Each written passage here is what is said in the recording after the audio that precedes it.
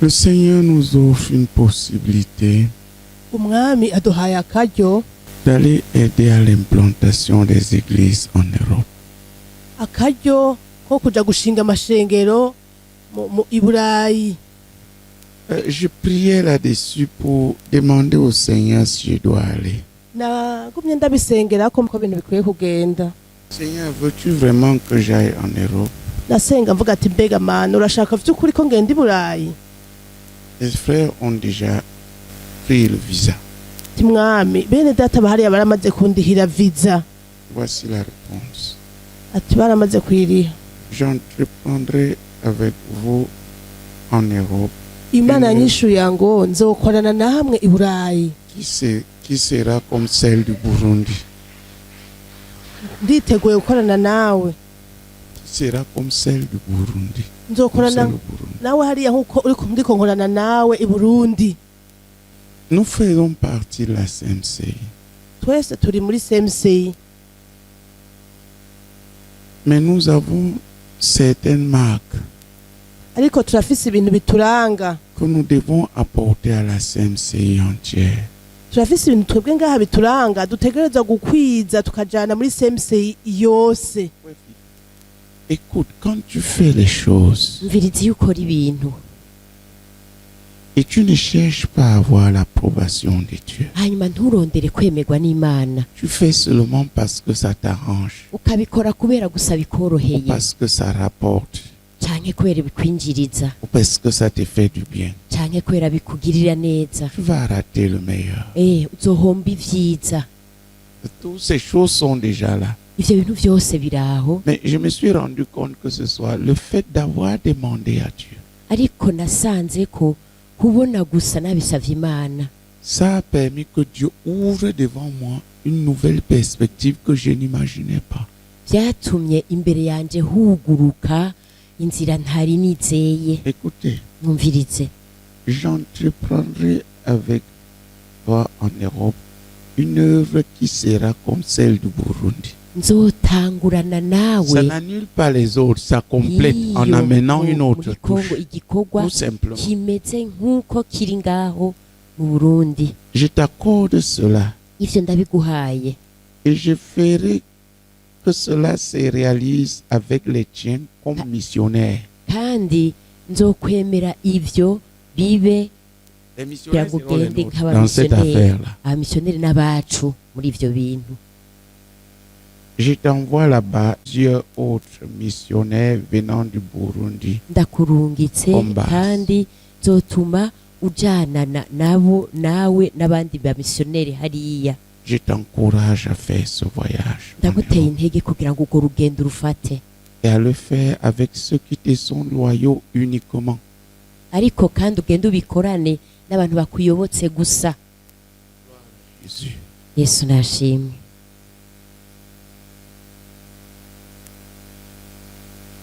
Donc, vous voyez, Rero murabona, quand tu te soumets à Dieu iyo ukiriye bugufi Imana et tu t'engages à rechercher ce qu'il veut, nawe ukamaramaza kurondera gusa ivyo Imana ishaka, il va t'ouvrir des voies. irahetse kakwigurura inzira. Parce qu'il y a des situations où tu ne sais pas clairement ce qu'il faut faire, ce qu'il ne faut pas faire. Kuko harashika ibintu utabuzi ibikenewe n'ivyo Mais utegerezwa quand tu gukora, agis juste sur la base de tes propres peurs, ariko iyo ukorere kubifatiye mu mutima wawe gusa, de tes propres craintes, ugakorera ku bwoba de tes bwawe, propres désirs, ugakorera ku vyifuzo vyawe, de ton propre gain, ugakorera ku nyungu zawe, tu es charnel. uba uri umunyamubiri.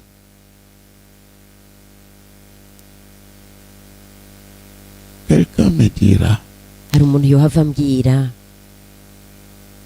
comment faire donc pour connaître, comment quelqu'un va faire pour connaître ainsi la volonté de ngo Dieu? none umuntu yobikora gute kugira ngo amenye ubugombe bw'Imana? Ici, vous voyez l'aboutissement de quelqu'un qui pendant des années a cherché Dieu.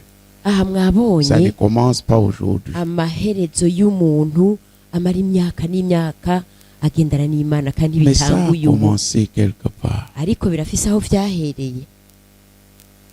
Ça a commencé quand j'ai cru. byatanguye igihe nizera umwami. En toute chose que je voulais, c'est faire ce qui plaît à Dieu. Mu bintu byose ndondera gukora ibihimbara Imana. Et quand tu es comme ça, nawe umeze uko,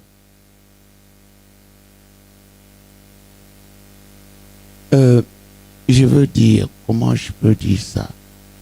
mbega nabibabwira gute?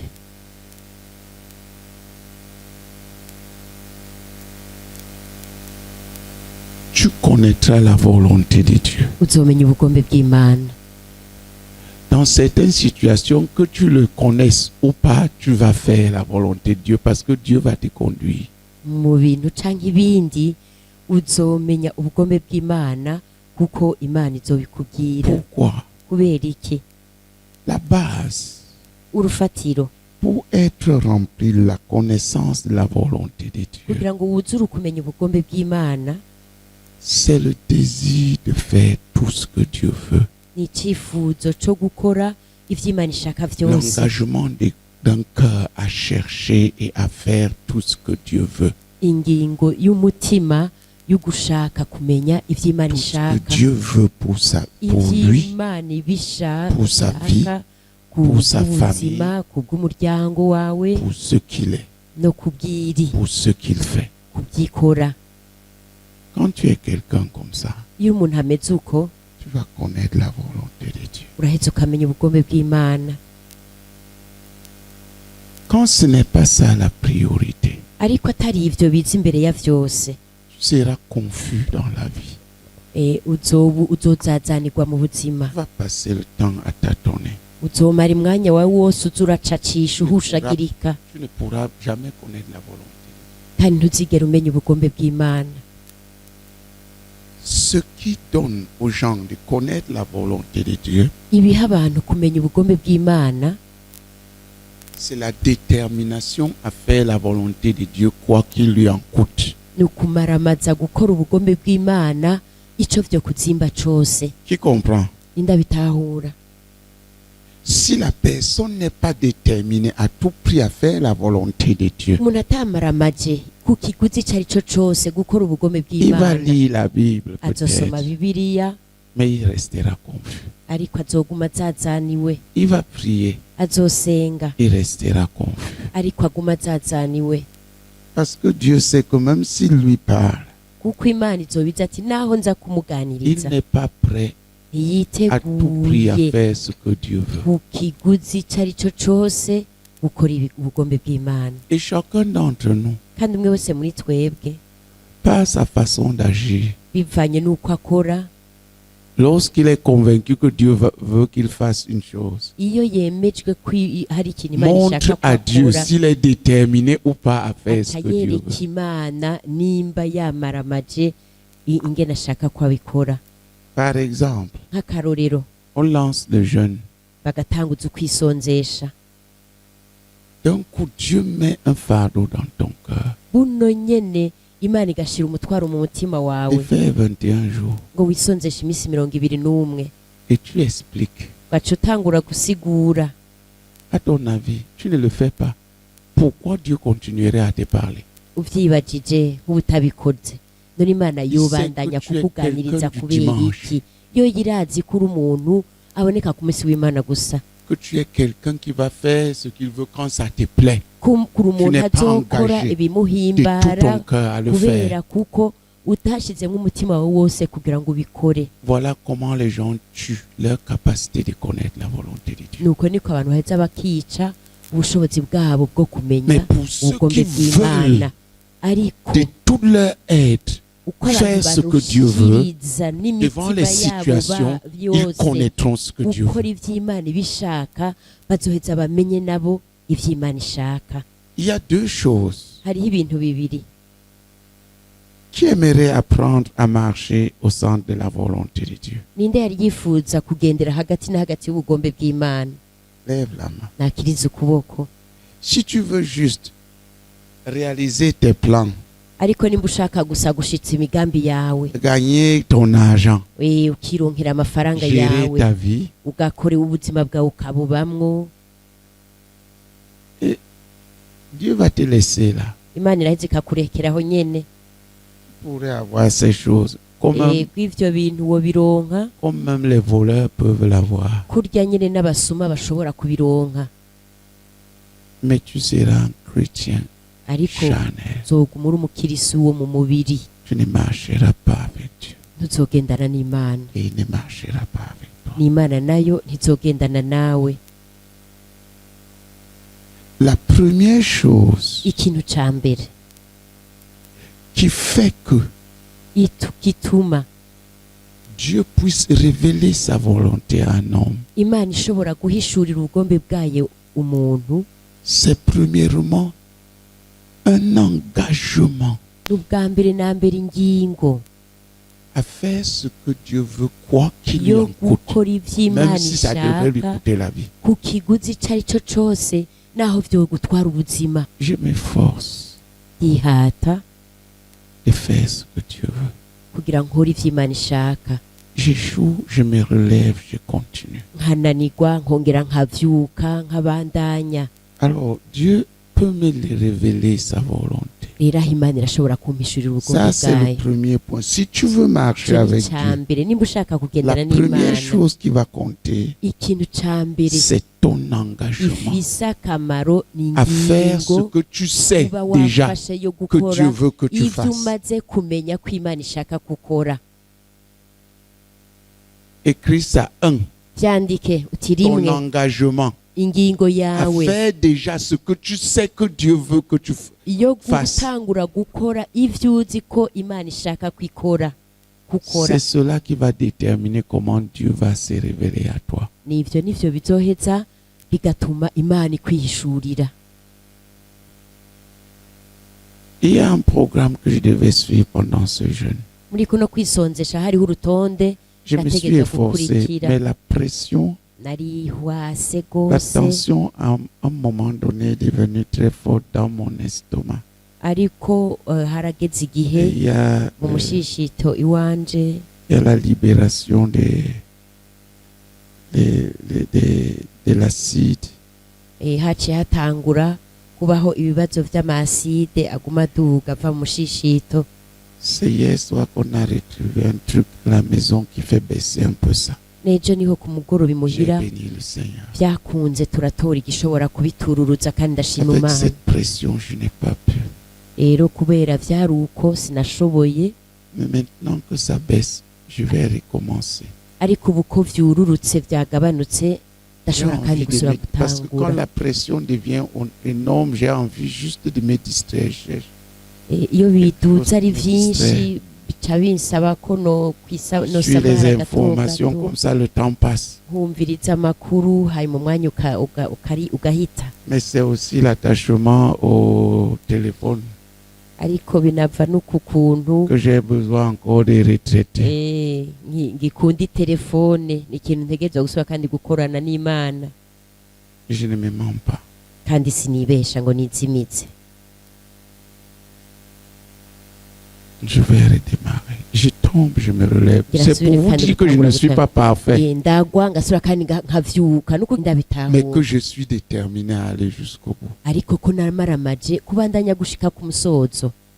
Tu peux te dire, mais pourquoi Dieu lui parle si facilement? Urashobora kwibwira uti none kubera ko Imana imuganiriza Il y vyoroshe a des gose. points marquants, Hariho ibintu biba des tests marquants dans la vie d'un homme. hariho ibintu bigenda biboneka mu buzima Des bw'umuntu, tests d'obéissance.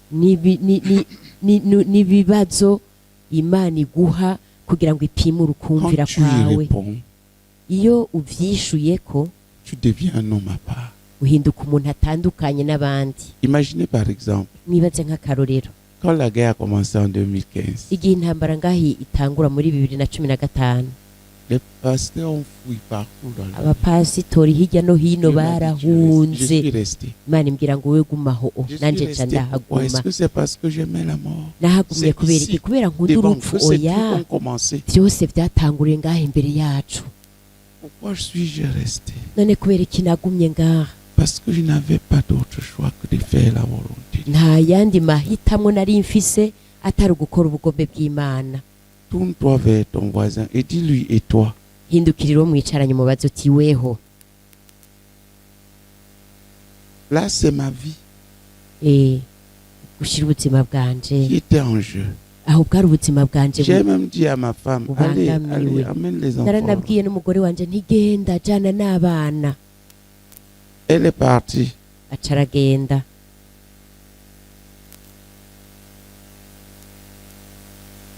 Elle est restée là-bas, elle a été troublée, elle est revenue. aragenda aramara Elle a dit igihe qu'elle ariko reste- on yumva a nawe subi tout ce qu'on a subi ici. ariko nawe yumva bimubujije amahoro aca aragaruka ivyo twaciyemwo ngaha byose twari kumwe C'est là la première fois que Dieu m'a parlé. naho bwarubaye Avoir- ubwa mbere imana Externe. yanganiriza n'ijwi ryumvikana Après avoir été en danger de mort ici. maze On nous avait sorti de kubangamirwa la maison. kugera ku rugero rw'urupfu ndi ngaha hejuru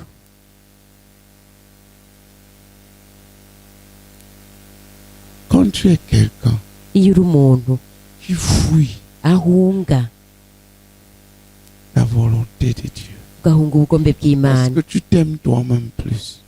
mbega none kubera kuko uba wikunda Les plans kurusha de Dieu dans ta vie ne pourront jamais s'accomplir. aho naho imigambi y'imana mu buzima Dieu bwawe ne te fera pas ntizigishika suffire. Il va te mettre au test. imana izogupima D'abord, avant de te mettre au test, ce que tu connais. ubwa mbere igupimire ku vyo Et tu es en uzi train de te battre pour le faire de wowe toutes tes uri forces. kurihatsa ushiramo ingufu kugira ngo ubikore Qui a cherché à connaître Dieu pendant ce jeûne-ci? Je dois faire combien de jours? ninde yashatse Avec la kubaza détermination de imana le faire. muri Lève la kuno main. kwisonzesha ninde yashatse kumenya icyo imana yomubwira ku bijyanye n'iminsi yo kwisonzesha kandi akaba se n'icyifuzo cyo kuca abishyira mu ngiro Lève la main. nakiriza ukuboko Oui, il t'a dit combien? imana yakubwiye ngo ugire Tu as ingahe connu. J'ai eu la volonté de connaître combien de jours je devais faire. J'ai prié pour cela, mais après je suis parti parler à mon dirigeant.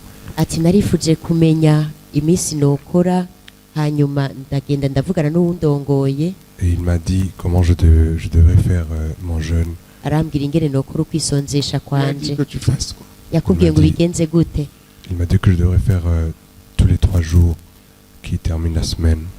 yambwiye ati iminsi itatu irangiza buri ndwi zohore wisonzesha Il a eu la tendance correcte.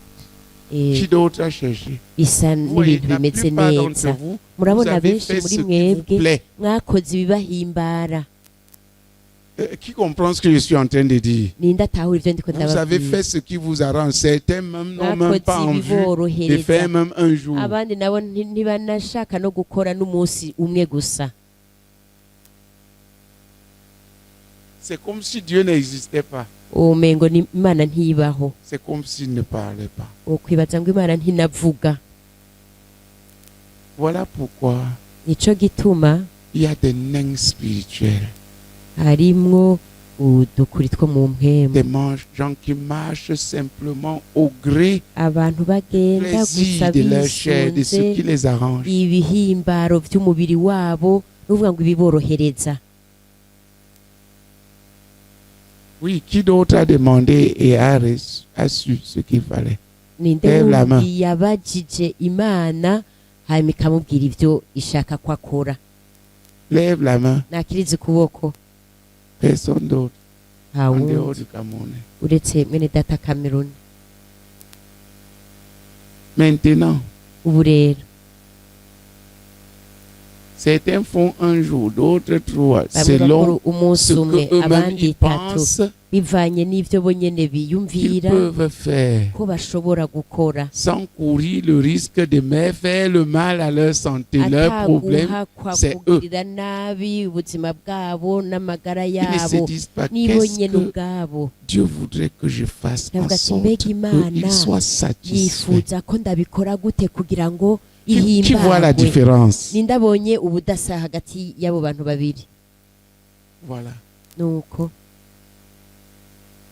Et aussi, quand tu demandes comme ça, na cane cane iyo wibajije si tu gutyo sens que c'est confus, wumvise parle bikuzazaniye pour que urasenga Dieu te kugira révèle à ngo travers ton vision, Imana parle-lui, il va te dire. ibiguhishurire iciye mu Et murongozi tu crois, wawe parce que Dieu l'a placé zobikora là pour te kuko imana conduire. yamusizeho kugira ngo Il te conduit akurongore où? Il te conduit à la Akwereke. ressemblance à Jésus. akurongorera hehe akurongorera ku On gusa na conduit les gens yesu pour qu'ils aboutissent à la ressemblance à Jésus. ukarongorera abantu kugira ngo barushirizeho gusa na yesu Ainsi, on a des faiblards biruko umuntu acagira abantu banyoganyoga qui obéissent à leur chair. bumvira umubiri wabo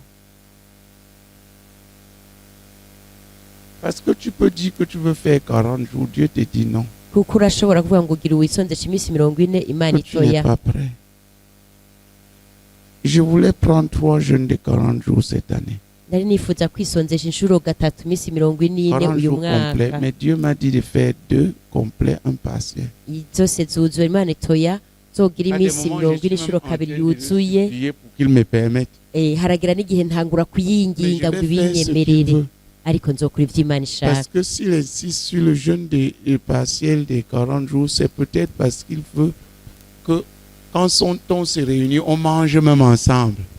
nimba yaremeye ko communion. Tu comprends un tuzokwisonzesha peu. iminsi 40 dufungura Alors, si rimwe c'est ku ça sa mugoroba volonté, je no le kugira fais. yemere ko dukoranye nk'uku dusangire tunywane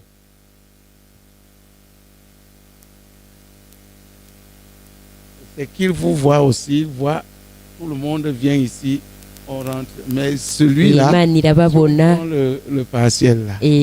imana irababona irabona niyo dukoranye uvuze ati twisonzesha dufungura rimwe ku munsi Avec chaque ati équipe, on va manger. turi kumwe n'umugwi wose nk'uko dukoranye tuzofungura Je pense qu'il faudra acheter une vache, nibaza ko bizosabwa ko tugura inka un bon porc, canke ingurube imeze neza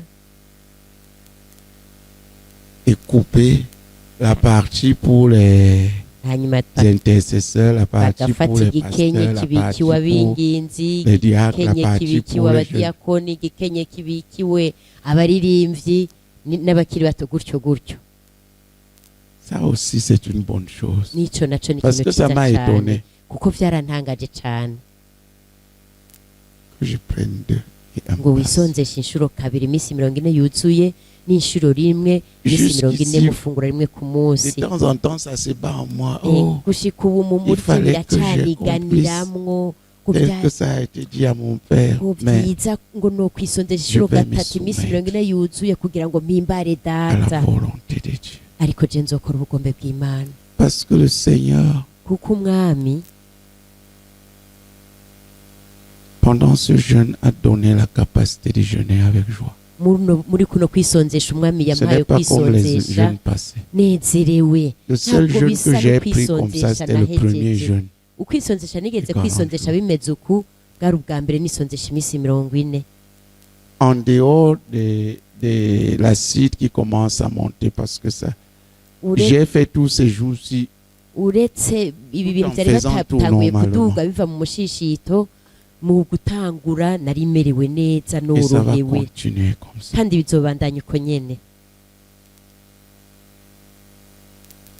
Alléluia. Tu dois être engagé. rero nawe utegereza kuba umuntu amaramaza Regardez, murabe j'espère que vous allez me comprendre. nizere ko muza kuntahura Dans la connaissance de la volonté de Dieu, mu kumenya ubugombe bw'imana il y a 3 niveaux. harimwo ingero zitatu Il y a ce qui est bon. hariho ibiri vyiza Il y a ce qui est agréable. hariho ibihimbaye Et il y a ce qui est parfait. hariho n'ibintu vy'agahore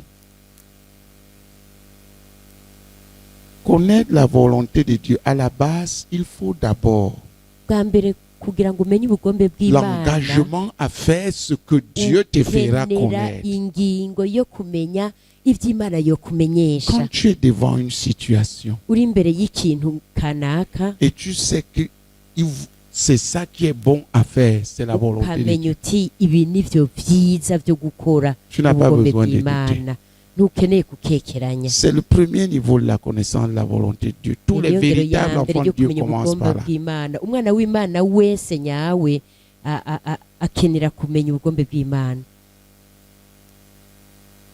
Qui comprend? nindabitahura Il fait ce qui est bon par arakora ibintu rapport à la vyiza connaissance ariko afatiye de Dieu qu'il a, ku kumenya imana aba afise à la compréhension de l'écriture qu'il no a. kumenya ivyanditswe Il afise discerne qu'est-ce qui est bon ici, agasobanukirwa qu'est-ce ati qu'il est ngaha bon de faire, ivyiza qu'est-ce qui n'est pas bon n'ibihe de vyo gukora faire. vyiza n'ibihe ibitari vyiza vyo gukora Mais ce n'est pas n'ibihe le niveau parfait. ariko aho ntabwo ari urugero rw'agahore L'enseignement que je donne là, izi mes nyigisho amis, ndiko ndabaha abagenzi d'abord il faut que tu arrives au premier niveau là.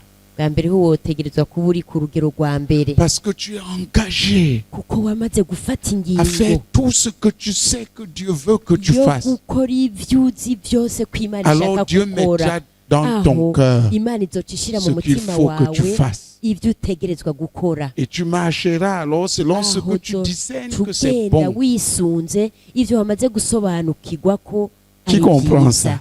Nindabitahura Les autres, ils passent le temps à se poser des questions abandi et bakamara à igihe douter. bibaza ibibazo gusa bongera bakekeranya Parce que Dieu kubera kuko imana ne leur fait pas connaître sa volonté. ntibamenyesha ubugombe bwayo Le point mort des ahantu croyants, abizera bapfira c'est le fait de ne pas être engagé à faire tout ce que ni ukutaba sais baramaramaje t'a commandé de faire. ivy'imana byose iba yaragutegetse ngo ukore Qui connaît des choses que Dieu lui a commandé de faire? ninde azi ivy'imana yamutegetse ngo akore Lève la main. nakirize ukuboko Lève la main. nakirize Et vous ukuboko m'entendez ou vous n'entendez pas? muriko muranyumva canke muriko Est-ce que tu es murumva un enfant de Dieu?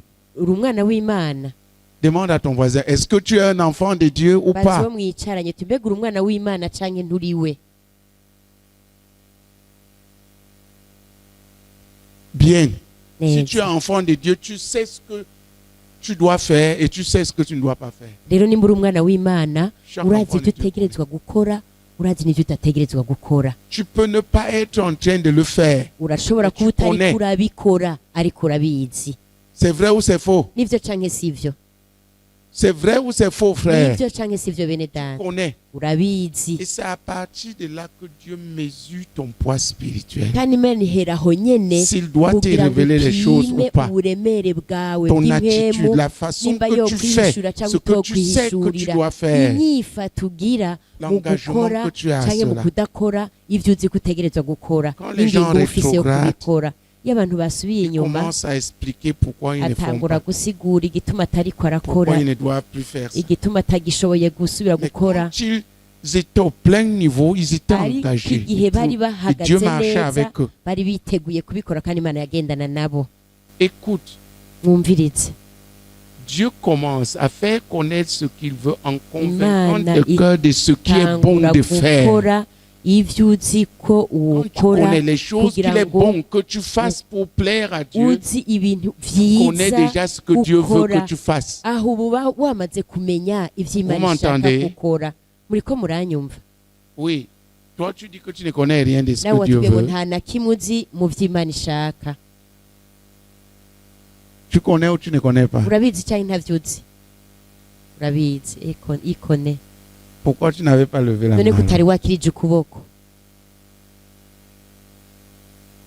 ça j'étais en train j'écrivais encore Hein, asseyez-vous. Je Ichara. tiens à ce que Ichara. vous sachiez ndashaka ko bino bintu que mumenya lorsque Dieu a passé le temps de te convaincre ko imana yamaze des igihe choses que tu dois ikwemeza faire ibintu utegerezwa et tu gukora négliges, hanyuma ukavyanjanjwa tu ko bloques aho uba ta wamaze relation avec Dieu. uba wamaze kugara ubucuti bwawe Les n'imana choses que toi-même tu sais que Dieu veut ibintu que wowe tu nyene fasses, ubwawe uba uzi ko imana il ishaka les a gukora posées dans ton iba cœur. yarabishize mu mutima wawe Qui les connaît?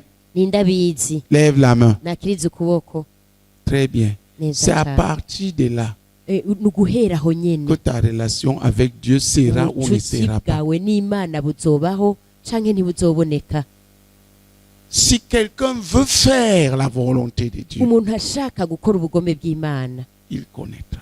azobumenya Prenez Jean 7. usome muri yohana ikigabane c'indwi. Le problème la plupart des croyants, c'est qu'ils ne sont pas déterminés à faire ce que c'abizera Dieu veut. benshi ntibafata ingingo ntibanduka yo gukora ivyo Imana ils ne sont ishaka, pas engagés à cela. Ils sont engagés à ntibaba plusieurs petites baramaramaje autres muri choses. ivyo, bikorera utundi tuntu duto duto kandi Ils ne sont twinshi. pas engagés à faire ce qu'ils savent déjà que Dieu veut. ntibafata ingingo yo gukora ibintu bamaze Ils ne, kumenya ils ne ko sont Imana pas ishaka, engagés de tout leur cœur. ntibamaramaza n'imitima yabo yose. Chaque personne qui s'engage de tout son cœur à faire ce que Dieu umuntu veut, wese amaramaza n'umutima we wose gukora ivyo Imana Dieu va se ishaka, faire connaître à lui. Imana iraheze ikamwiyereka Il va lui faire comprendre même les choses de sa vie ikamutahuza en détail. n'ibintu by'ubuzima bwiwe, ikamubwira kimwe kimwe ku kindi. Dans la connaissance de la volonté de Dieu, Mu bijanye no kumenya ubugombe voilà le premier bw'Imana, niveau. ni ubwo nibwo Le rugero premier rwa point. mbere, ikintu ca mbere, Le désir, l'engagement total ingingo itagabanije à faire yuzuye ce que Dieu veut, yo gukora ivyo Imana quoi qu'il m'en ishaka, coûte. ico vyokuzimba cose. Si Dieu me dit, Imana imubwiye chaque nuit, il te faut veiller 3 heures ati buri joro uteza gukesha amasaha 3 pour lire, kugira ngo usome, pour prier, kugira ngo lire, usenge, méditer usome, dans la Bible. urimbure Je ijambo me bats, même ryanje. si le premier jour je fais 1 heure, jewe Je me bats. ndihata naho ubwa je me mbere bats et j'ai grandi. isaha Si ça imwe prend du nguma temps, c'est pas nihata grave. Je ngakura, continue naho jusqu'à vyo ce ntwara que igihe j'y arrive. kirekire mbandanya s'il faut prendre nihata, 2 ans. naho pour vyo ça. ntwara imyaka ibiri Je ndiko m'entraîne. ndihata, mba ndiko Mais ndimenyereza. ceux qui laissent aller, Ariko abirekura bikaba Dieu cesse de les parler. bikamujana, Imana icihagarika kubaganiriza. Est-ce que tu es engagé à faire ce que Dieu veut que tu fasses? Mbega nawe waramaramaje gukora ivyo Imana ishaka gukora? Examine-toi bien. Isuzume neza, Regarde ton attitude vis-à-vis de ce que tu sais urabe toi-même que Dieu veut. inyifato ufise imbere y'ivyo Imana izi ko wewe nyine ubwawe uzi, Corrige-la hanyuma uca ukosora, et commence à travailler à ces choses de tout ton cœur. uca utangura gukorera kuri ivyo bintu byose n'umutima wawe wose.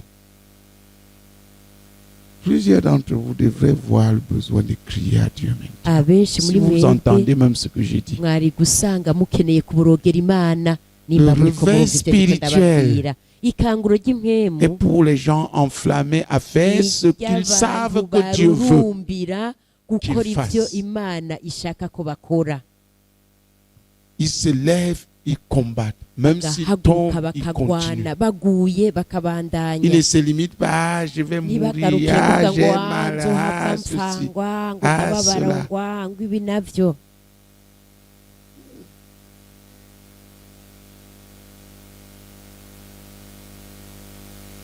Qui veut faire la volonté de Dieu? Ninde ashaka gukora ubugombe bw'Imana? Lève la main. Nakiriza ukuboko Bien. neza. Tu sais déjà maintenant ce Urabizi rero, qu'il veut que tu fasses. urabizi rero uhereye ubu ivyo Imana ishaka gukora. Tu connais les choses que Dieu veut. Il connaît déjà des choses que Dieu veut qu'il fasse. Ninde Lève la amaze main. kumenya ibintu Imana ishaka ko akora? Lève la Nakiriza main. ukuboko, nakiriza Voilà. ukuboko. Bien. Ni byiza. Lève-toi et examine-toi et Haguruka rero parle. wisuzume, hanyuma uvugane Commence par n'Imana. te repentir de la Tangura négligence de wihane ce que tu ukuntu sais. wanjanjwe ku bintu wari usanzwe uzi, Point par point. kandi kimwe ku kindi n'umutima wawe wose, À faire ce que Dieu veut. gukora ivyo Imana ishaka, À faire ce que Dieu veut et à gukora ivyo Imana chercher ishaka no ce que Dieu kurondera veut ivyo Imana pour ce que tu ne ishaka connais pas. ku bintu n'ivyo utazi. Vas-y, prions. Dusenge twese. Kabakachure katura la kabaka sabaka. Kabakachure kabakatura la kabaka sabaka. Kabakachure kabakatura la kabakachure katura la kabaka. Parle-lui. Engage-toi vis-à-vis de lui. Mubwire kandi ufate ingingo À imbere faire tout ce qui est en y'Imana ton pouvoir. kugira ngo uzokore Plusieurs ivyo d'entre vous ne ushoboye prient pas. byose. Alors Abenshi que nimuriko ça, c'est un point murasenga capital. kandi arico cari La cy'ingenzi. plupart, certains ici ne sont pas des disciples et ne peuvent Abenshi pas l'être gasa avant abigishwa d'avoir kandi bashobora décidé kuba abigishwa qu'ils batarafata vont se ingingo battre de tout leur ko être pour faire ce bazokora que Dieu veut. n'inkomezi zabo zose gukora ivyo Imana ishaka. Et les gens ont besoin d'arriver à cet engagement Kandi abantu barakeneye gushika kuri gufata iyo ngingo pour que Dieu commence commence à marcher avec eux. kugira ngo imana nayo itangure kugendana nabo. Continue à prier, Bandanya rero engage-toi usenga et ufata supplie Dieu de ingingo t'aider. winginga imana igufashe. Salvation de Kakura. Si quelqu'un veut venir prier, il vient prier. Nimba hari umuntu yumva yoza ngaho imbere gusenga naze asenge. Salvation de Rukatera. Salve Katore Wakina la Kawakazina Kite. Robekila Kite Karazo Tukumumba. Seigneur, je demande pardon, Seigneur. Seigneur, je demande pardon, Seigneur, pour mon cœur qui n'a pas cherché à fond ta volonté, qui n'a pas cherché à plaire à ton cœur, Seigneur. Je te supplie, mon Dieu, pour toutes ces choses que j'essaie de faire, mais faisant ce qui m'arrange seulement. Je te supplie, mon Dieu. Oh, que cette vérité transperce mon cœur ce soir. Que cette vérité transperce mon cœur ce soir. Déchire les yeux. Oh mon Dieu, que ma vie s'attache à ta volonté. Quel que soit le prix, je te supplie. Oh, pour aide-moi à ne plus négocier sur toutes choses. Seigneur, aide-moi à m'engager entièrement, même s'il faut la mort, même s'il faut subir des conséquences. Je te supplie, pardonne-moi pour tous ces moments de négociation. Oh, sur le prix à payer dans les veillées de Dieu, sur le prix à payer. Seigneur, oh Père, je te supplie de me pardonner pour toutes ces fois que j'ai négocié. Si j'ai négocié, j'ai voulu, Seigneur, abaisser là où tu veux que je mette le tout. Je te supplie que tu nous visites ce soir. Continue à nous parler.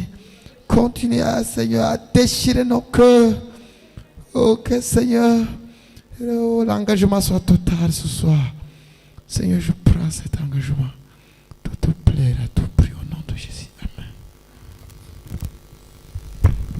Data mu izina rya Yesu Kristo ndakwinginze mwana. Data ndasabye imbabazi mu izina rya Yesu Kristo. Igihe cyose wampishuriye ubugombe bwawe mwami, igihe cyose wampishuriye ibyo gukora papa, ndetse ukabima ku murongo mwami, kimwe ku kindi uko nkwiye kubikora. Data ndasabye imbabazi kuko naciye ntoramo ibinyorohera. Data nkora ibyo mbona ko bishoboka mwami, ariko sinaharura ko ari wowe ubishoboza Seigneur Dieu. Data ndakwinginze kugira ngo imbabazi zawe zimbeko mwami. Data ndakwinginze kugira ngo ubuntu bwawe mwami bumbeko. Data ndakwinginze kugira ngo umbabarire mwami. Papa, ibyo byose nirengagije nategezwa kubikora papa. Data ndakwinginze gose papa, imbabazi zawe zimbeko mwami, ku byisiguzo byose nazanye mwami. Ibyisiguzo byose mwami nashize imbere yanje mwami, bikambuza gukora ubugombe bwawe, bikambuza gukora ibyo wantegetse gukora mwami. Data ndakwingize kugira ngo imbabazi zawe zingaragare ko mwami. Papa, ndasenga ndakwinga kugira ngo ucungenderera mwami. Data ndakwingize kugira ngo umbohore papa. Data umbohore mu izina rya Yesu Kristo. Data ndasabye umbohore mwami, maze ucunyambike inkomezi Seigneur Dieu. Data rega ndafata ingingo ariko simbona mwami, simbona uko bikorwa papa. Data ndafata ingingo no munsi ejo nkasanga nabivuyemo Seigneur Dieu. Data ndakwingiza kugira ngo umbabarire papa, ngwiza ko imbabazi zawe mwami, maze ucunyambike inkomezi Seigneur Dieu. Data zokuramiriza mwami, mbese n'igihe nzoba nacitse intege mwami, yamara nzobe ndi angaje Seigneur Dieu, kubandanya gushika ku mpera Seigneur Dieu. Data ndakwinginze kugira ngo ubikore mwami papa, bikore mu bugingo bwanje mwami, guhera uno munsi Seigneur Dieu. Ndakwingize kugira ngo mpemu wawe ubushobozi mwami anyuzure kugira ngo nshobore kuba muri urwo rutonde, nshobore kuba data mu izina rya Yesu Kristo mu bugombe bwawe mwami. Ndakwinginze ubikore mu izina rya Yesu Kristo. Amen. Data ushobozi mwami, ndasende nisabira imbabazi zawe data zimbonekane ko gose data mwami, mu izina rya Yesu Kristo data.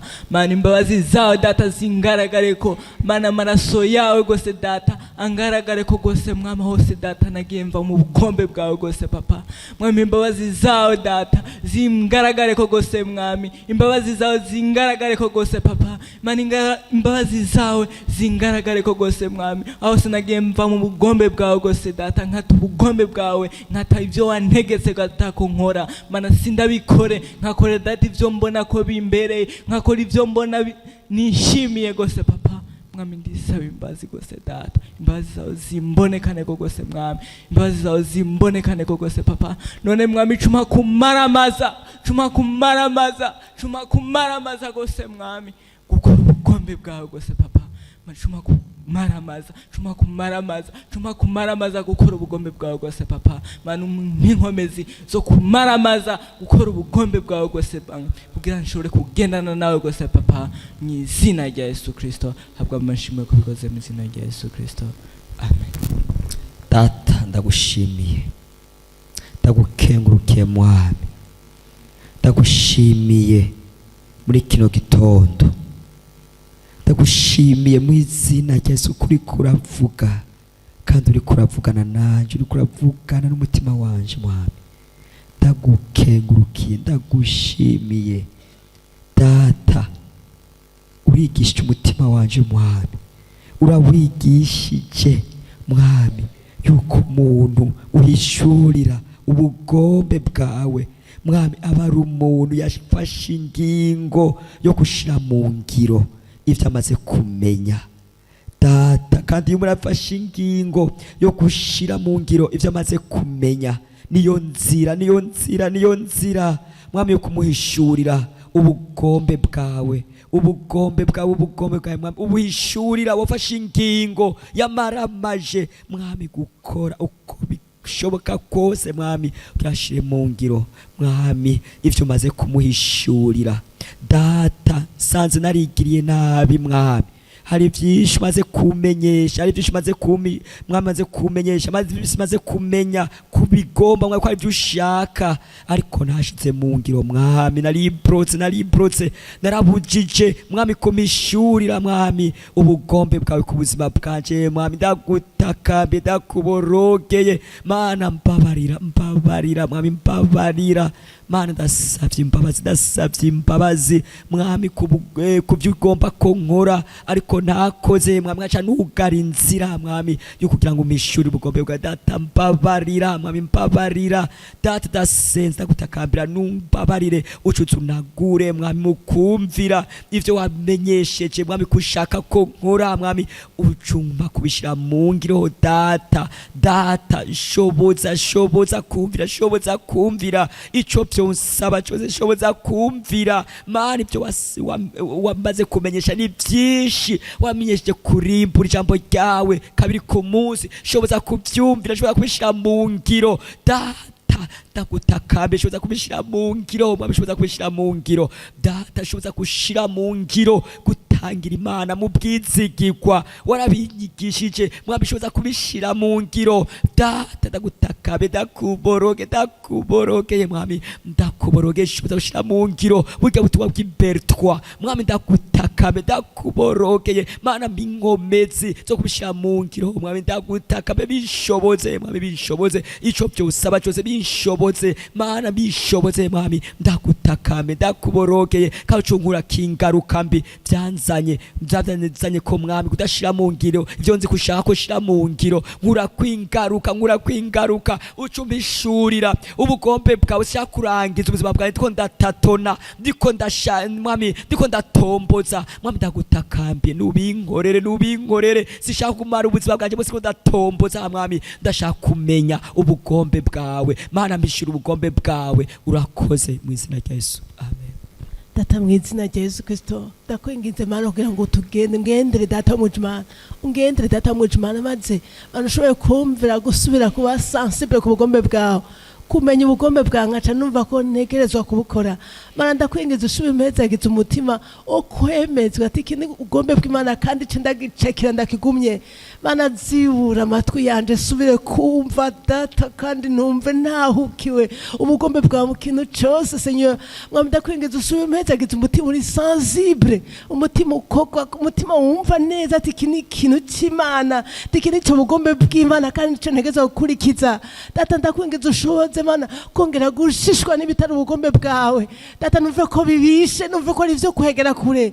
Mana ndakwingiza usubire kuma umutima umva ati iki ni c'Imana, iki ni c'Imana ishaka, iki ni c'Imana ishaka. Numve arico yatashijeko, numve ko arico mpobereye, numve ko arico ncakiye. Mana subira impezagiza amatwi adashobora kuronka amahoro yomenya ubugombe bw'Imana, yamenya ubugombe bw'Imana ngo acaga umugendo ukundi. Mwami ndakwingiza usubire unagure vya bindi nari nzi ko ari ubugombe bw'Imana mugabo narengejeko iyo ngufu zo kurenza ko Mana uzivunagure izo ngufu zo kurenza ko kandi namenye ko ubugombe bw'Imana uzivunagure Mana. Iyo matwi aziba kandi azikora ubugombe bw'Imana uyazibure Mana, uwo mutima wiremesha kandi wamaze kumenya ko ari ubugombe bw'Imana Mana, uwo mutima unagure Mana, usubize sensibilité, usubize kumva Mana. Ndakwinginze vya bindi nzi ko ari bibi ariko ari utari ubugombe bwawe muganga birenza ko Mana, izo ngufu ze kurenza ko Mana zivunagure Mana. Data vya bindi nzi ko nategerezwa gukora mugabo nkabisiba uno muzi nejo kandi simbabare kandi nibimbuza amahoro Mana, birangire Mana, mekuko kwako Mana, makubura amahoro nirengagije shoboza Mana kuigenderamwo Mana, kwemera kuri kiguzi Data. Ndakwingize Seigneur au nom de Jésus-Christ, amen.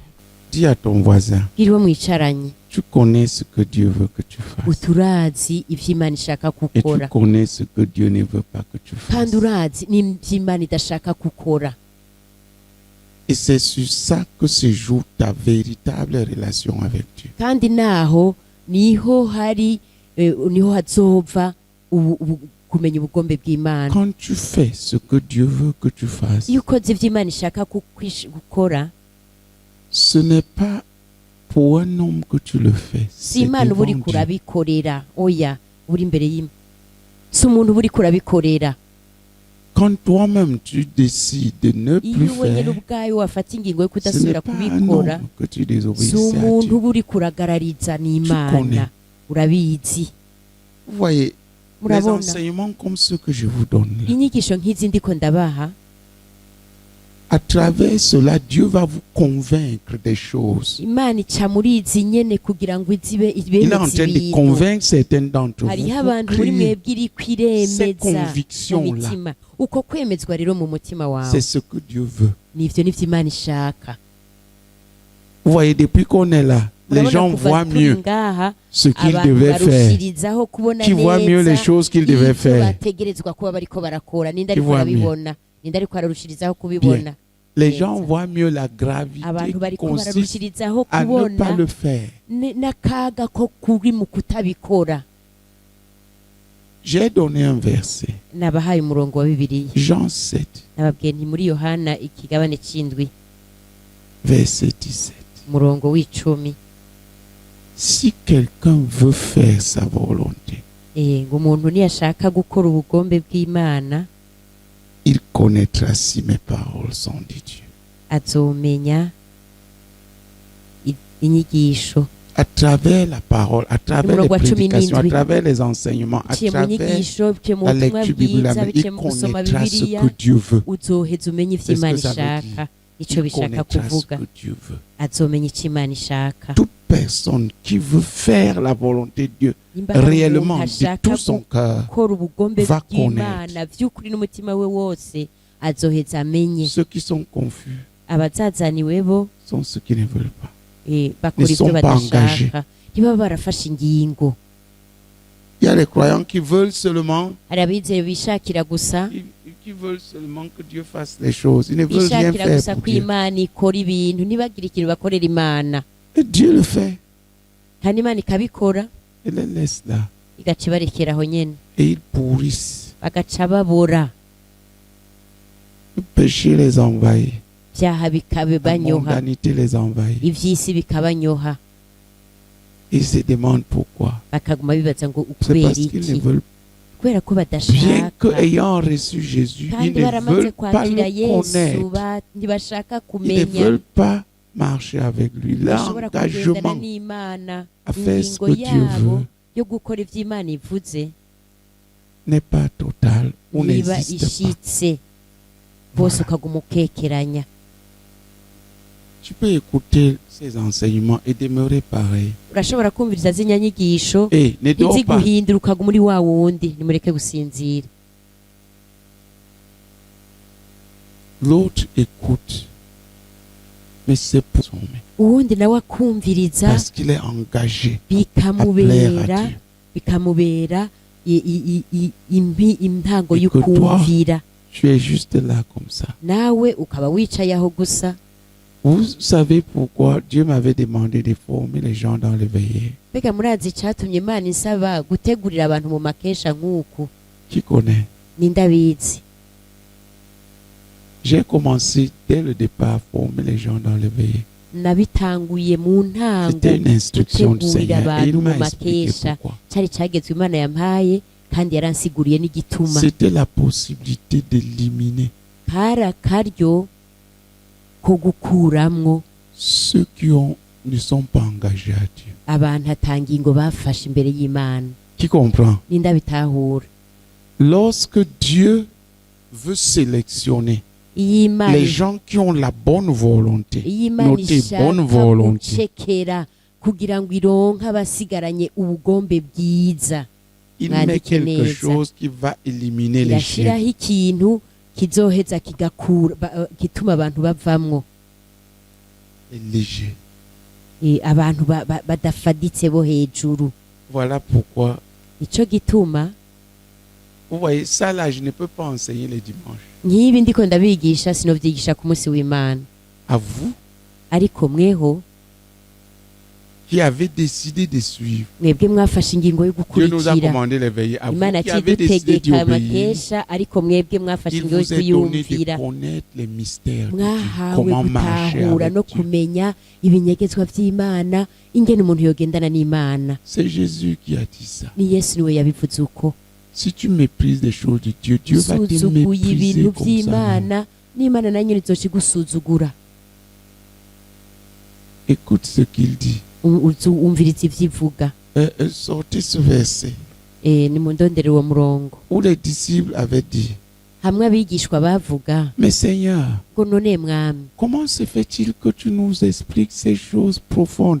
ngo Mais quand kubera tu es ko tubwira ibi dans la bintu foule, ukabidusigurira tu parles bikomeye en parabole. ariko ugeze mu igugu ukavugira mu Mais à migani nous, tu nous expliques. ariko twewe Et il leur a ukadusigurira aca ababwira Parce que à vous, ngo kubera kuko mwebwe vous qui me suivez à ngo mwebwe l'intérieur, munkurikira mukankurikira indani qui êtes engagés à marcher avec ngo moi, mwebwe mwafashe ingingo yo il vous est kugendana donné de nanjye connaître les ngo mwebwe mystères de mwahawe Dieu. kumenya ibinyegezwa Mais by'imana à ceux qui cherchent seulement leur ariko bénédiction les dimanches, là, abironderera gusa imigisha yo ku munsi w'imana je leur bobo. parle en parabole ndababwira mu pour migani qu'en entendant, ils ne kugira ngo comprennent, nibumva ils n'en- ntihagire icyo en écoutant, batahura ils ne comprennent pas. nibumviriza ntibumve En entendant, nibumva naho pour qu'en entendant, kugira ngo nibumva ils ne comprennent pas. ntibatahure matayo igice cya 13 guhera ku murongo wa 10. Abigishwa baramwegera baramubaza bati mbega ikigutera kubigishiriza mu migani ni iki? Arabishura ati mwebwe mwahawe kumenya amabanga y'ubwami bwo mu ijuru, ariko bo ntibabihawe. Kuko ufise ariko mweho ntimwabihawe. Amen. Ariko bo ntibabihawe. Amen. Mungu wa 12. Kuko ufise azohabwa. C'est ça. oui 13 Ok. kuko ufise azohabwa bikamucagatira ariko udafise azokwakwa n'ivyo yari asanzwe afise. J'ai demandé de lire. Igituma mbabwirira mu migani ni uko iyo Non, c'est pas la peine de continuer. Je veux seulement l'endroit où yashaka aho gusa ils ont dit aho abigishwa C'est bamubaza pourquoi leur parles-tu en parabole? Ni hajya Et le avuga ngo Seigneur explique. ni iki kigutera Voir en kubigishiriza mu français, là. migani atari ko D'abord, il mwebwe lit, toi, tu mwahawe vas lire. kumenya. Verset 10. Les disciples s'approchèrent et lui dirent, pourquoi leur parles-tu en parabole? Jésus leur répondit, parce qu'il vous a été donné de connaître les mystères du royaume des cieux et que cela ne leur a pas été donné. Regardez, murabe les disciples étaient ceux qui marchaient, ceux abigishwa qui nabo s'étaient bagendana engagés bari à barafashe suivre le ingingo Seigneur yo et à lui gukurikira obéir, quoi umwami qu'il en. no kumwumvira ku kiguzi icyo ari cyo cyose. Jésus leur dit à vous, il Yesu vous a ababwira donné de ati, connaître les mystères, mwebwe de mwahawe connaître comment marcher kumenya avec Dieu.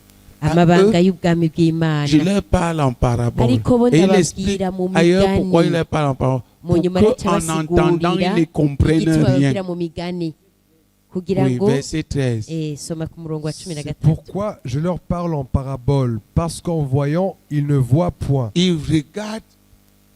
bariko bararaba Écoutez, frère, vous avez devant vos yeux comment on peut imbere marcher y'amaso avec Dieu. yanyu mufise Mais les gens ingene umuntu regardent ça. yogendana Et n'Imana, ils ne ariko sont abantu pas barabiraba engagés nta Regardez, ntibaheze frère, les guhamara choses que je vous dis là. nk'ibintu ndiko ndababwira bene data, Je vous ai dit d'autres. Elles se passent. narababwiye n'ibindi Tu byarabaye. vois, nous marchons avec Dieu. Murabona turagenda Mais pour n'Imana, certains, ils peuvent écouter tout ça.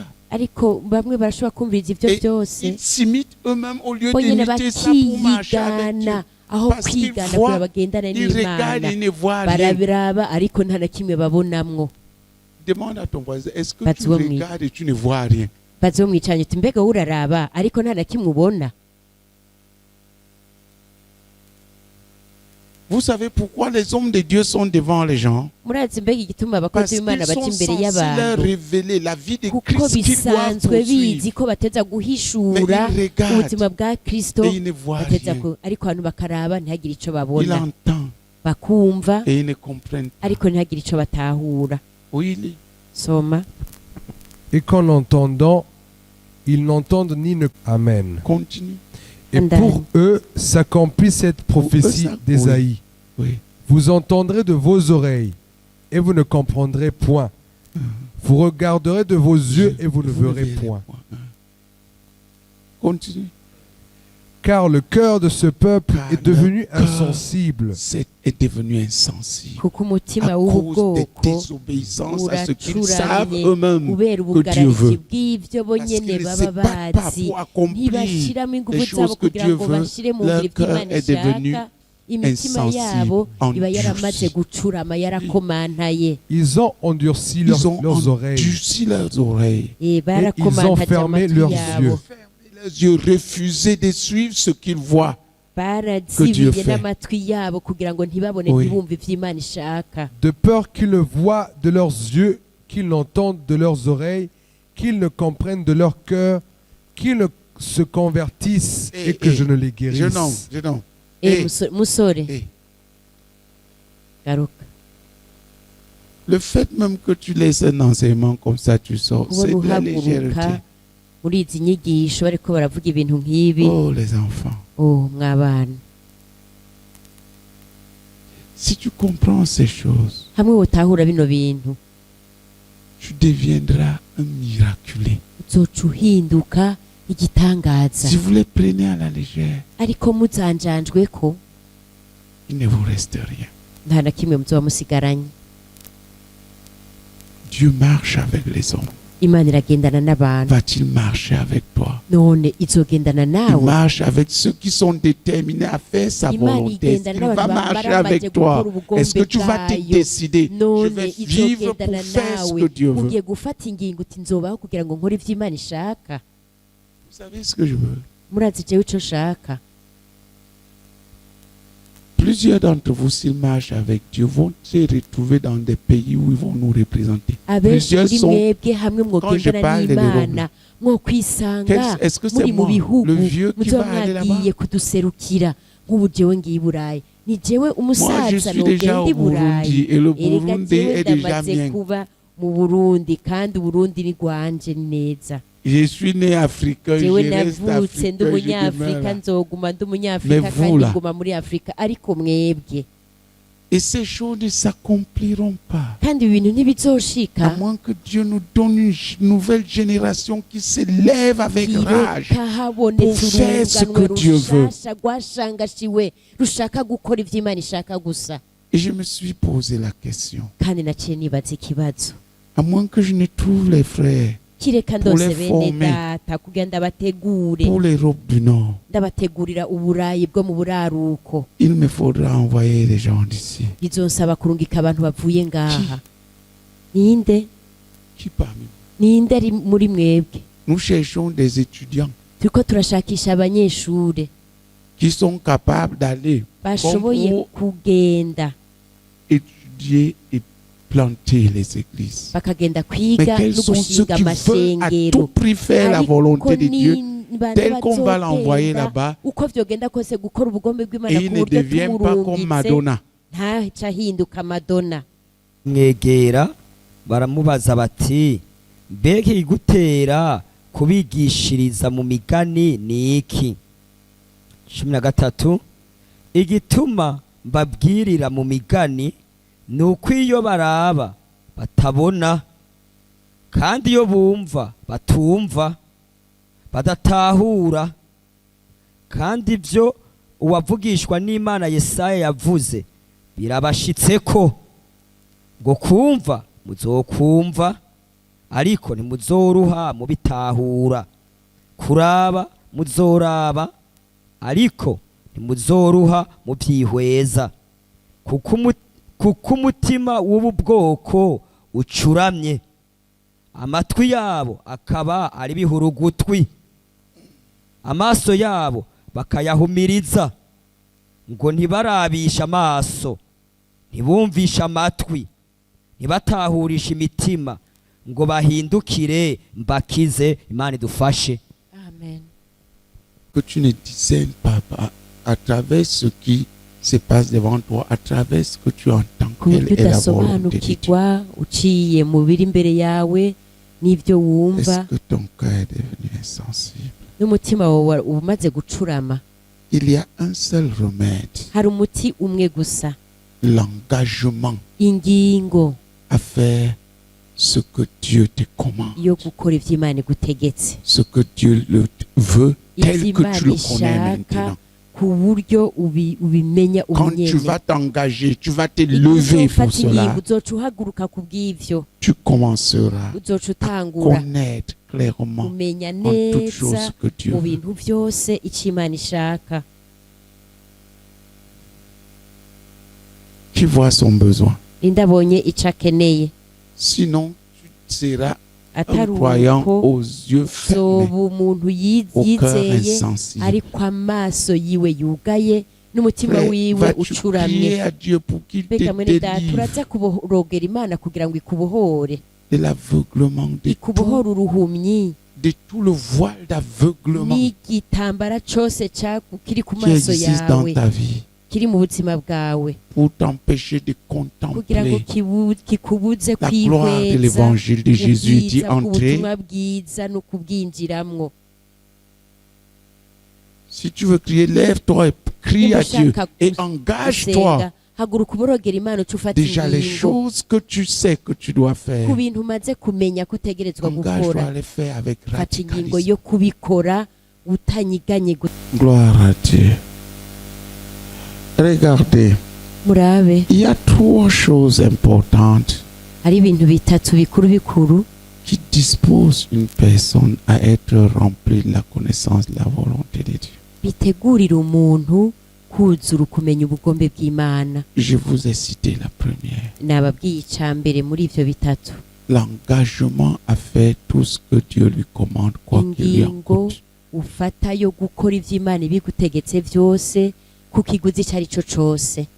Et cet engagement se traduit kandi iyo ngingo nayo isobanurwa par comment tu fais n'ingene maintenant ukora ce muri que uno toi-même tu mwanya sais que Dieu te ibyo wenyine commande. ubuzi ko Imana iri kwiragutegeka ngo ukore.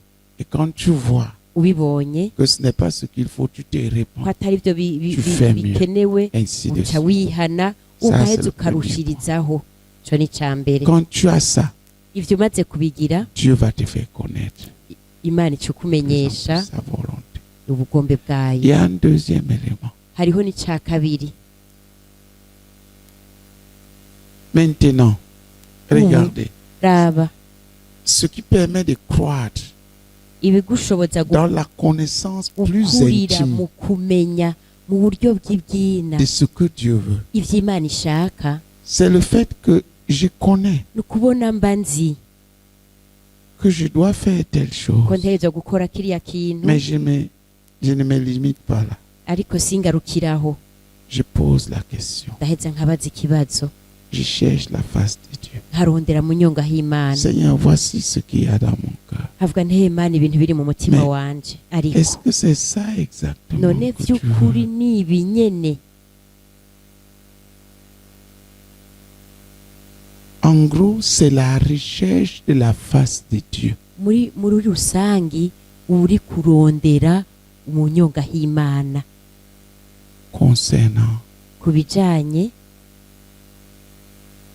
chaque situation, n'ikintu cose, concernant ta vie, ni kujanye n'ubuzima bwawe, concernant les choses que tu fais, canke ku bijanye n'ibintu ukora, concernant ton avenir. canke n'ibijanye n'akazoza kawe, Le fait de les amener devant Dieu. kubizana imbere y'Imana. Tu sais, ok, Dieu veut que je fasse ça. ubuze uti ego Imana irashaka ko nkora ibi, Dieu veut que je prie. Imana Mais irashaka comment ko il veut que nsenga, je prie, ariko Seigneur? ishaka ko Est-ce nsenga que tu es gute? satisfait ici? ukabaza uti mwami Ou veux-tu ngahura que je fasse? Tu nezerewe comprends un peu? ninda bitwara bitahura. Là, tu passes à ce qui est agréable. à Dieu. aho uba ugeze ku rugero rw'ibihimbara Imana, Tu comprends? ninda bitahura. Tu commences à discerner des choses uba de utanguye manière spécifique. gusobanukirwa ibintu mu buryo Parce qu'il y a trois butomoye, niveaux de kuko connaissance. hariho ingero Ce qui zitatu est zo bon kubimenya, selon mon discernement. ukamenya vyiza Ce que je ivyo ari byo juge bon nabisobanuka. devant Jewe Dieu. ivyo mbona ko ari vyiza Correct. imbere y'Imana, ibintu bitunganye. Ensuite, il y a ce qui est agréable à hanyuma Dieu. rero haca Ça haza dit ce qui est au fond ibihimbara de son Imana, cœur. uvuga ngo Qu'est-ce biri que lui ibyina dit mu de ça? mutima w'Imana, mbega ibi byo Imana ibivuga ku iki? Là, c'est pour ceux qui non seulement Aho, connaissent ni ku bw'abo bantu batabizi gusa les choses en gros, mais cherchent la muri face de rusange, Dieu pour ariko connaître les bakorondera mu détails. nyonga h'Imana kugira ngo Tu comprends un babimenye peu? mu buryo bwagutse kimwe ku kindi, ninda bitahura.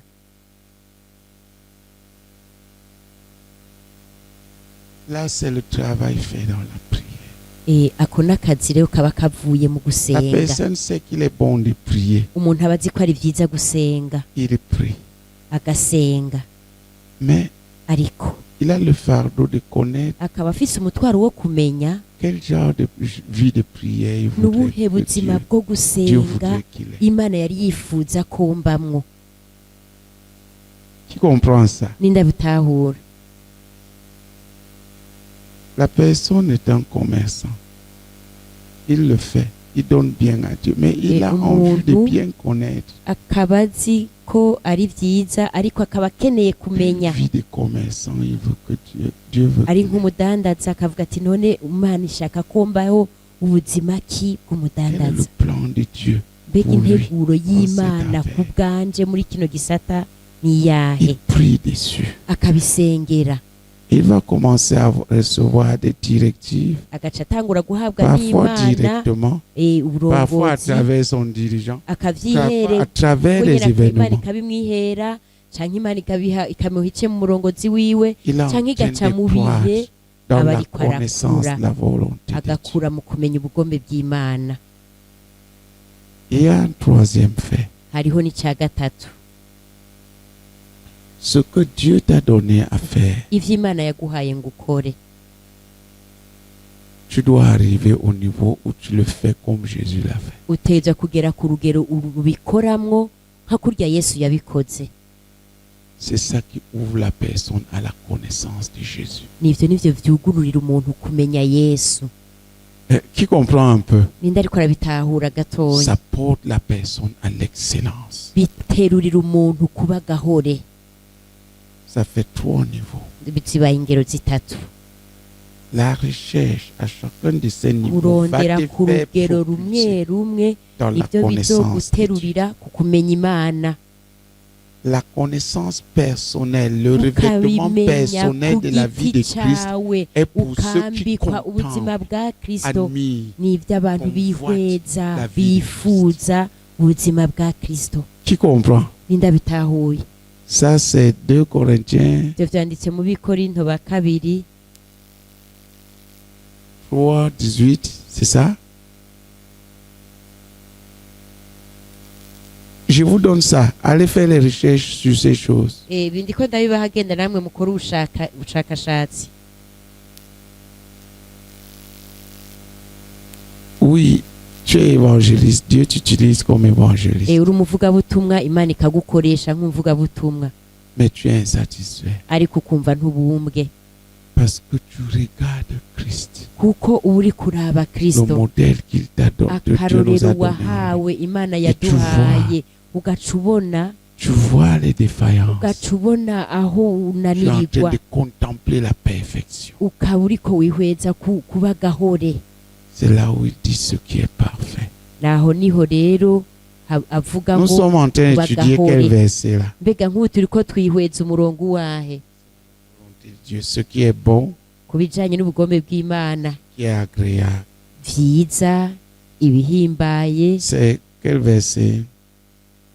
Romains 12, 12, 2. Abaroma Écrivez 12 umurongo wa 2 soma. Au départ, Bwa mbere comme croyant, Dieu crée des désirs dans ton cœur, des convictions. wizera Imana irashira mu Tu sais mutima ce wawe, que tu dois faire, ibintu tu sais ce que tu ne wemejwe. dois pas faire. ukaba uzi ivyo uri bukore n'ivyo utari bukura, Particulier que Dieu veut. ibintu vy'ingenzi Imana Si ibishaka tu cherches gukora. davantage sa face dans la prière, tu vas croire dans la Urushizeho kurondera connaissance mu nyonga h'Imana, nawe urushirizaho kugira spécifique ukumenya mu buryo butomoye de la volonté de Dieu dans certaines ubugombe choses. bw'Imana mu bintu bimwe bimwe. Tu fonctionnes déjà à un autre niveau. Oui. uba wamaze gushika ku rundi rugero ukorerako. Romains chapitre 12, verset 2. Ne vous conformez pas au siècle présent, mais soyez transformés par le renouvellement de l'intelligence afin que vous discerniez quelle est la volonté de Dieu, ce qui est bon, agréable et parfait. Voyez, Amen. la volonté de Dieu, mwabonye c'est ubugombe ce qui est bw'Imana bon, ni ibintu vyiza, ce qui est agréable n'ibishimwa, et ce qui est parfait. n'ibitunganye. Il y a 3 niveaux. Hari ingero zitatu. Le niveau où tout enfant de Dieu peut fonctionner, c'est ce qui est urugero bon. umwana w'Imana enfant wese de ashobora Dieu connaît gukorerako, Ce qui est bon qu'il fasse ibintu et ce vyiza qu'il ne yokora doit pas faire. n'ivyo adategerezwa gukora. S'il se bat correctement à ce biri niveau, ku mutima w'Imana, ivyo ubona bihimbaye Imana n'ivy'Imana yifuza, ce que Dieu attend intimement de lui. ivy'Imana iba yiteze gukora. Oui. Abaroma igice cya 12 umurongo wa 2. Kadusome mu izina rya Yesu. Ntimushushanywe n'ivy'iki gihe, yamara muhinduke rwose, mugize imitima misha, kugira ngo mumenye neza ivy'Imana igomba, nivyo vyiza, bishimwa, bitunganywe rwose. Amen. 2 Corinthiens chapitre 3 verset 18. Nous tous qui, le visage découvert, contemplant comme dans un miroir la gloire du Seigneur, nous sommes transformés en la même image, de gloire en gloire, Non, ça c'est au 3e niveau. Aho ni ku rugero comme rugira par le gatatu. Seigneur l'Esprit. Amen. Lisez d'abord Romains 12. Je suis au 2e niveau. Et écoutez, frère, Turacari ku rugero kwa kabiri, musome mu Baroma 12. Umviriza. les gens qui vont connaître Abantu bazomenya ce qui est au fond du cœur de Dieu et ne pas juste rester généralement sur ce qui est bon. C'est des gens qui vont passer du temps à chercher Dieu. Essentiellement dans la prière et le jeûne. Pour connaître et accomplir ce que Dieu veut pour eux spécifiquement. Pour commencer à comprendre. Alléluia. Amen. Les gens qui recherchent, qui cherchent à connaître sa volonté devant chaque situation, devant les choses qu'ils ne comprennent pas, devant les choses dans lesquelles ils ont des doutes, des questions.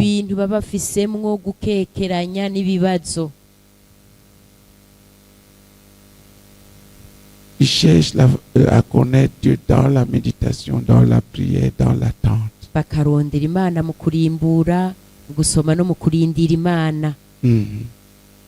Ça, c'est le deuxième niveau.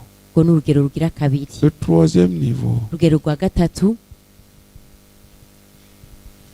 c'est que c'est pour les pleins amoureux de Dieu.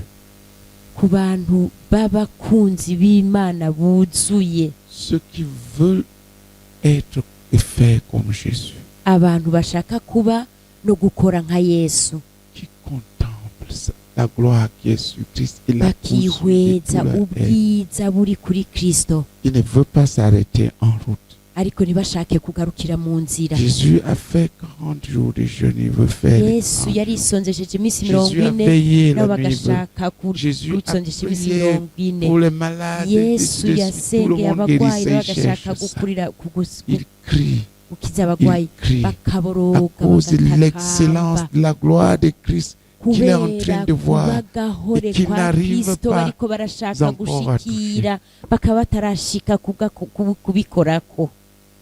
La ressemblance est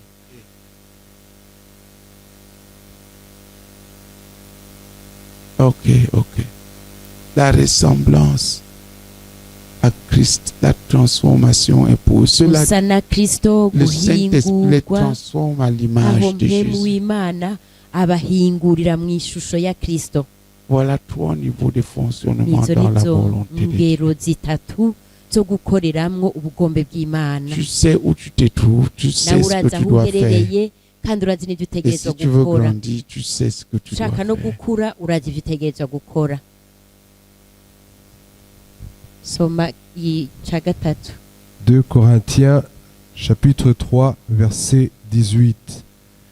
Nous tous qui, le visage découvert, contemplant comme dans un miroir la gloire du Seigneur, nous sommes transformés en la même image, de gloire en gloire, comme par le Seigneur l'Esprit. Amen.